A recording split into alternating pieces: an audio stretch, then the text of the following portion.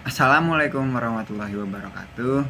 Saya Muhammad Dani Zulfikri akan mempresentasikan hasil kerja saya meresum buku Manajemen Logistik Terintegrasi. Pertama ada pengantar manajemen rantai pemasok.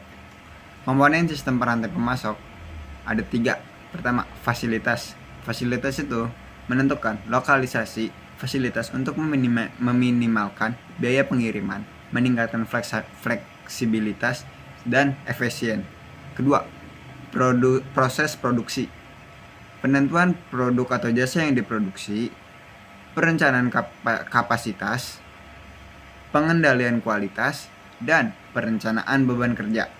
Yang ketiga ada persediaan, yaitu menjamin proses yang optimal, mengurangi risiko kehilangan barang, dan mengatur urutan waktu persediaan. Kemudian ada pengadaan barang. Pengadaan barang juga ada 3. Pertama, aktivitas pengadaan barang ialah memperoleh barang dan layanan dari pemasok pada jumlah, harga, dan kualitas yang sesuai dengan kebutuhan. Kedua, ada kerjasama dengan pemasok, yaitu membina hubungan yang lebih dekat dengan pemasok untuk saling memahami kebutuhan masing-masing. Yang ketiga ada analisis pemasok. Pengelompokan, yaitu analisis pemasok ialah pengelompokan barang berdasarkan tingkat resiko pasok dan nilai transaksi bisnis. Kemudian ada perencanaan produksi. Perencanaan produksi melibatkan proses transformasi input menjadi output di bidang manufaktur. Ada beberapa faktor yang harus dipertimbangkan, seperti mesin, waktu yang tersedia, hambatan kerusakan mesin, ketersediaan karyawan, dan alternatif lain dalam mencapai tingkat produksi yang disepakati. Ada 3. Pertama, strategi produksi, yaitu tingkat produksi diukur menurut kecepatan yang dibutuhkan untuk menghasilkan produk atau jasa dalam suatu waktu tertentu. Ada beberapa strategi produksi seperti engineer to order atau yang disebut ETO, make to order, assemble to order, make to stock, dan mass customization. Kedua ada proses produksi. Setelah menentukan strategi produksi yang paling sesuai, langkah berikutnya adalah merancang proses produksi. Proses produksi dapat berupa project, job shop, batch, repetitif, atau flow. Kemudian ada rencana jangka menengah. Rencana jangka menengah melibatkan strategi seperti cash strategi, level strategi, hybrid strategi, dan subcontracting atau outsource. Kemudian ada rencana jangka pendek. Rencana jangka pendek ada 3. Yang pertama, elemen waktu proses operasi atau elemen waktu proses operasi terdiri dari lead time dan cycle time. Hal ini mencakup time, setup time, process time, wait time, dan idle time. Kedua, ada kapasitas dalam penjadwalan produksi. Setelah membuat perencanaan produksi, langkah berikutnya adalah melihat kapasitas dalam memenuhi target dan membuat penjadwalan agar penerapan aktif. Ada 2 strategi dasar mengenai persiapan kapasitas, yaitu capacity leads demand dan capacity lacks demand.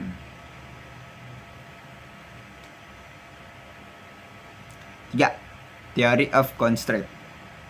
Theory of constraint melibatkan prinsip dasar dan teknik penjadwalan seperti backward atau scheduling atau forward scheduling, infinite atau finite, dan operations overlapping atau load splitting. Kemudian ada material requirement planning atau RPM. RPM adalah metode menghitung kebutuhan material untuk produksi berdasarkan jenis, jumlah, dan waktu yang dibutuhkan.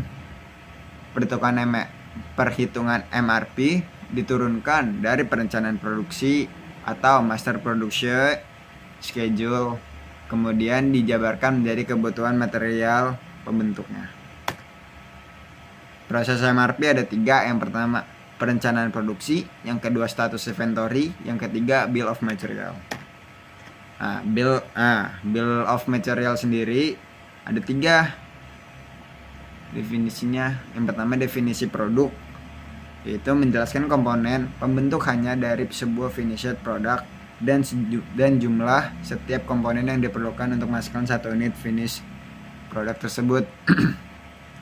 Kedua ada engineering change control, yaitu perubahan desain produk harus dikontrol dan diperbarui informasinya di dalam sebuah BOM. Service part, BOM menunjukkan komponen yang dibutuhkan jika ada sebuah komponen yang rusak. BOM itu adalah bill of material. Jenis-jenis demand.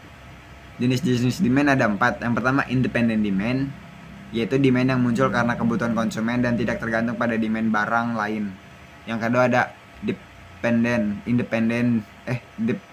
demand, demand yang muncul karena kebutuhan barang yang dirakitnya muncul.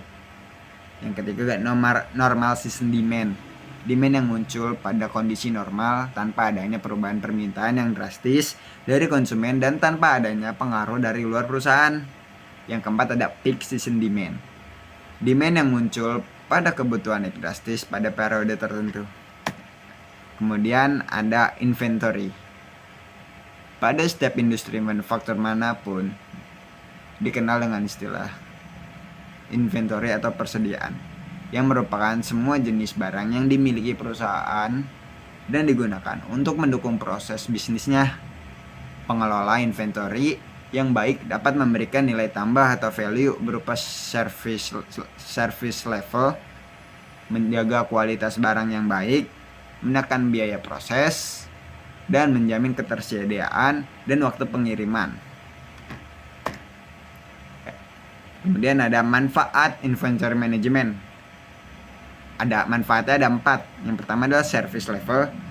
Tujuan inventory adalah ketersediaan item untuk kebutuhan semua bagian di perusahaan. Kedua, ada antisipasi perubahan demand dan supply. Inventory bahan mentah disediakan untuk menghadapi kemungkinan keterlambatan pengiriman bahan mentah dari pemasok. Ketiga, ada minimum investasi inventory, yaitu perusahaan ingin menyediakan service level lebih tinggi dengan cara menjamin tingkat ketersediaan barang yang lebih tinggi. Kemudian ada biaya operasi rendah, yaitu pertimbangan lain dalam menentukan jumlah inventory adalah meminimumkan biaya operasional atau biaya produksi. Kemudian ada biaya produksi. Biaya produksi juga ada 3, terdiri dari 3 hal. Yang pertama biaya modal atau biaya inventory, misalnya biaya pembeli bahan mentah, biaya pajak untuk barang-barang impor, dan asuransi. Kemudian yang kedua ada biaya simpan atau carrying cost, terdiri dari gaji pegawai gudang yang menjaga dan mengawasi inventory. Yang ketiga ada biaya pesan atau ordering cost, yaitu jika perusahaan melakukan pemesanan inventory, ada karyawan yang melakukan kegiatan administrasi, mencari perusahaan pemasok inventory, mempersiapkan pengiriman, sampai inventory dipindahkan dan diterima di gudang perusahaan.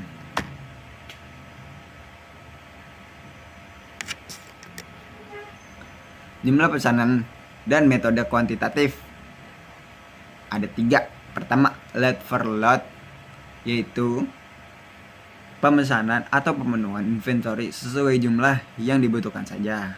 Yang kedua ada fixed order quantity, yaitu metode ini relatif mudah diterapkan karena pemenuhan inventory selalu dilakukan dalam jumlah yang sama setiap kali pemesanan.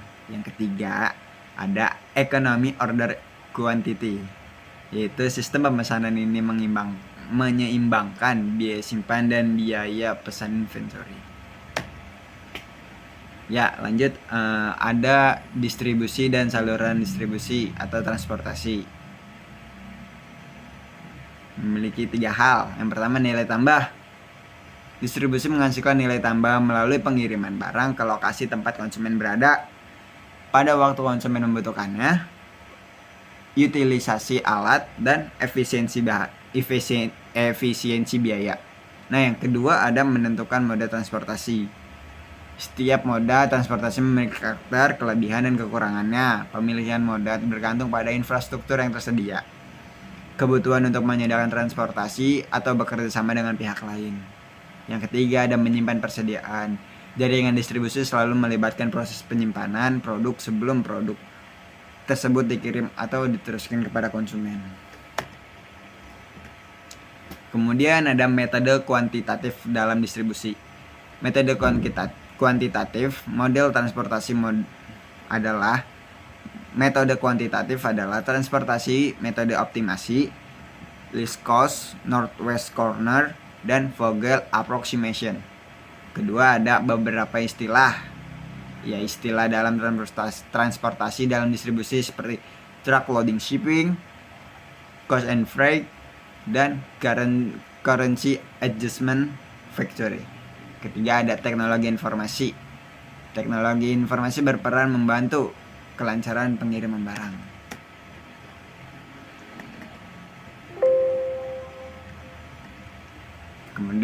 Kemudian ada manajemen pergudangan. Manajemen pergudangan melibatkan berbagai layanan yang mendukung kegiatan operasional dan produksi. Layanan ini mencakup memfasilitasi pergerakan inventory dari supplier hingga pengirim, mengurangi biaya transportasi melalui proses break bulk, konsolidasi, dan cross docking.